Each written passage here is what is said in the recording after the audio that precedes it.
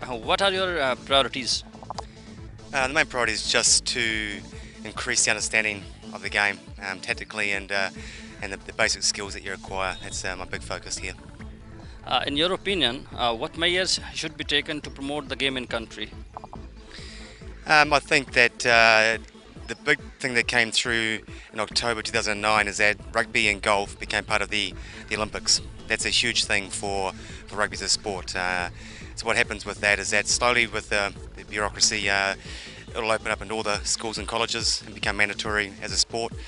So from there, it's a matter of the rugby union here educating the PT masters into what rugby is and how to coach the game, and that's sort of the first and most important part of the process.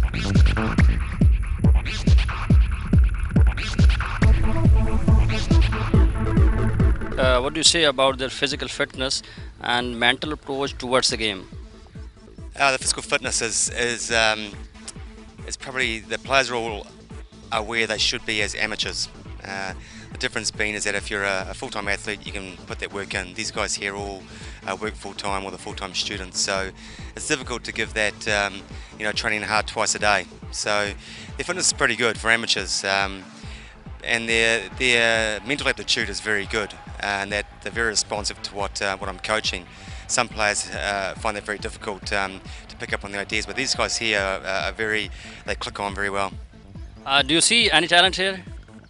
There's a lot of talent here, and it's just I think if almost any of these players were playing in New Zealand or Australia, and physically they would be competitive. It's just once they picked up the sort of subtle parts of the game. Our team has potential to play a better game at highest level.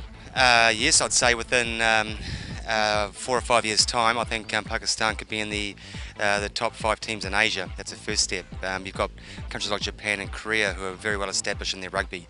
It's a big part of their sporting culture and the corporations and the universities, and so they've got very good feeder systems. Pakistan will catch up with that in time, and so the more sort of exposure that players get, the faster we'll develop.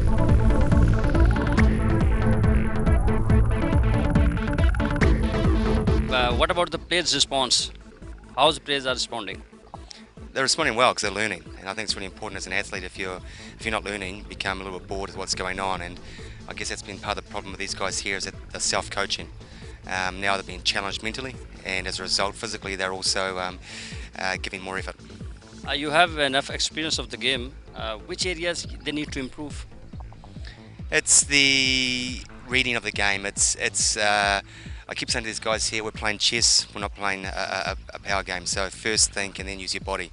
So you've got to work out where the weakness is, where the hole is, where we can be faster or more powerful, and sort of hit those spots. And that's the most important part of rugby.